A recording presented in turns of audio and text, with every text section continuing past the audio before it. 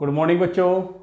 आज हम सीखेंगे मल्टीप्लेक्सर क्या होता है, मल्टीप्लेक्सर को कैसे यूज करते हैं, मल्टीप्लेक्सर कैसे बनता है, इनपुट कितनी होती है इसमें, आउटपुट्स कितनी होती हैं इसमें। तो आज हम इन सबको डिस्कस करते हैं। A multiplexer is a combinational circuit that has 2 की power n input and 1 output. It means कि हमारा जो सर्किट वर्क करता है वो हमारा 2 की पावर n रेशो पे हमारा वर्क करता है और आउटपुट कितनी आती है, हमेशा 1 आउटपुट होती है। सपोज करो मेरे पास 2 की पावर 2 इनपुट है, यानी कितनी हो गई 4 इनपुट्स, और आउटपुट कितनी आएगी इसकी 1। ठीक है। A multiplexer is an electronic switch. क्या है ये? एक इलेक्ट्रॉनिक स्विच है। जैसे मैं समझ लेता हूं, सपोज करिए मेरे पास 4 वायर्स हैं, ठीक है। आउटपुट में कोई यहाँ पे डिवाइस लगी है, इसको ऑन करना है, ठीक है। तो इसका वायर है 1, तो क्या करेगा, या तो सपोज करो इसे I0 कह दिया, I1 कह दिया, I2 कह दिया, I3 कह दिया, ठीक है। ये क्या होगी? इनपुट लाइंस, ठीक है। ये क्या होगी? आउटपुट। तो आउटपुट में क्या होगा, अगर इस लाइन का मैं कनेक्शन इससे कर दूं तो आउटपुट में कौन जाएगा? I0, ठीक है। अगर मैं इस लाइन, बाकी तीनों क्या रहेंगी? ब्लॉक, बाकी तीनों क्या रहेंगी? ब्लॉक। लेकिन अगर मैं इसका कनेक्शन इससे ना करके इससे कर दूं तो एक्टिव कौन सी हो गई? I1, ठीक है। तो इसी प्रकार ये क्या करता है, ये नंबर ऑफ इनपुट जो होती हैं उन्हें लेता है, लेकिन ओनली और ओनली 1 आउटपुट देता है। जैसे स्विच होता है तो स्विच में क्या होता है? ऑन और ऑफ। और यहाँ क्या होता है? कोई सर्किट लगा होता है, वो हमारा ऑन हो जाता है। अगर हमारा सर्किट इससे कनेक्ट हो गया तो सर्किट क्या हो गया? ऑन, ठीक। अगर सर्किट इससे कनेक्ट ना हो गया, वो इसी से कनेक्ट रहा बस, तो क्या होगा? ऑफ, ठीक है। तो यही चीजें होती हैं हमारी कि सर्किट कैसे काम करेगा, ठीक है। तो क्या बोलते हैं इसे? एक इलेक्ट्रॉनिक सर्किट बोलते हैं, यानी इलेक्ट्रॉनिक स्विच बोलते हैं, ठीक है।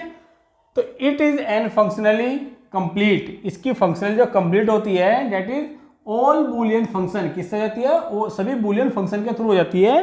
Can be realize using 1 multiplexer. तो क्या बनता है? एक मल्टीप्लेक्सर बनता है। कब? विदाउट एनी अदर गेट, किसी भी बिना गेट के यूज किए हुए क्या बन जाता है? एक मल्टीप्लेक्सर बन जाता है, ठीक है। यानी हम इसे ऐसे समझ सकते हैं कि जैसे हमारे पास कोई चौराहा है। अब चौराहे पे 4 तरह के रास्ते हैं, इधर से भी कोई आ रहा है, इधर से भी आ रहा है, उधर से भी आ रहा है और इधर से भी कोई जा रहा है। अगर वहां पे कोई कंट्रोलर नहीं है, कोई कंट्रोलर से मतलब अगर कोई सिग्नल नहीं लगा हुआ है, तो इस समय क्या होगा? चारों तरफ से रास्ते आएंगे और रास्ते हो जाएंगे ब्लॉक, रास्ते हो जाएंगे ब्लॉक, और कोई भी वर्क काम नहीं करेगा, कोई भी रास्ता वहां पे ठीक तरीके से काम नहीं करेगा। एक्सीडेंट ज़्यादा होंगे, या पता लगा हमें अर्जेंटली जाना है तो हम लेट हो जाएंगे। तो उसके लिए क्या किया हुआ है, हमने बीच में एक डिवाइस लगा दी, जिसे हमने क्या कहा? सिग्नल। क्या बोला? सिग्नल।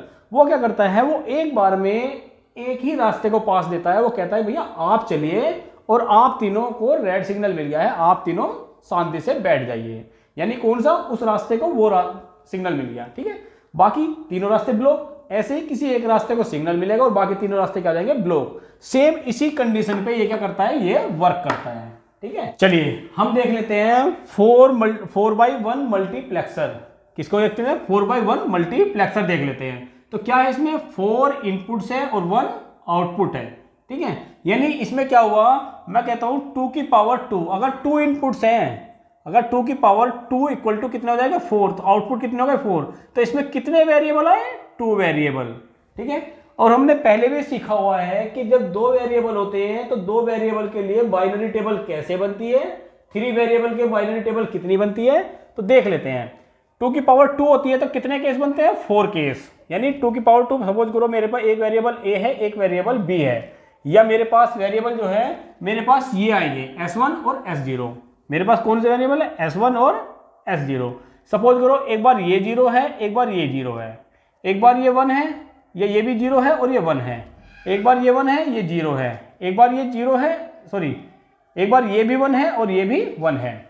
तो जब S1 की वैल्यू 0 होगी, यानी S1 की वैल्यू 0 जाएगी, S2 की वैल्यू 0 जाएगी, तो हमारी कौन सी आउटपुट क्या आएगी? हमारी आउटपुट आएगी हमारी I0। कौन सी आएगी? यानी 0 0 पे कौन सी आएगी? I0। 0 1 पे कौन सी आएगी, I1, आउटपुट में क्या जाएगी I1, यानी ये इसका करेक्शन बन जाएगा। जब इससे जैसे इसकी इनकी आउटपुट आएगी, यानी S1 की वैल्यू अब क्या जाएगी 0 और S0 की वैल्यू तो 1 हो जाएगी और इसकी वैल्यू क्या जाएगी 0। जब ये कंडीशन आएगी तो आउटपुट इनपुट हमारी कौन सी चली जाएगी आउटपुट में 1। जब यहाँ पे S1 की वैल्यू 1 और S0 की वैल्यू 0 हो जाएगी तो उस समय कौन सी इनपुट हमारी आएगी, यहाँ पे आएगी I2 और आउटपुट में क्या जाएगी यहाँ पे I2।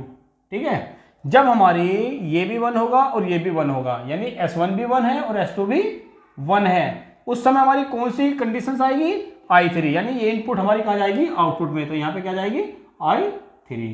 ठीक है, अच्छा अब एक चीज और देख लेते हैं, ये जो हमारा E है, ऐसा भी तो हो जाता है कभी कभी पावर नहीं है, पावर फेल है, तो हमारा सिग्नल क्या होगा, वो बिल्कुल साइलेंट मोड पे भी तो रहेगा, कभी कभी ऐसा हो जाता है।